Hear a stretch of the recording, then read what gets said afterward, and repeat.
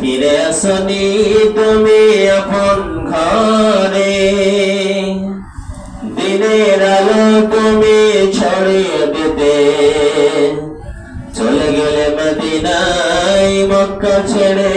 হে রাসূল তোমাকে ভুলি আমি কেমন করে, হে রাসূল তোমাকে ভুলি আমি কেমন করে।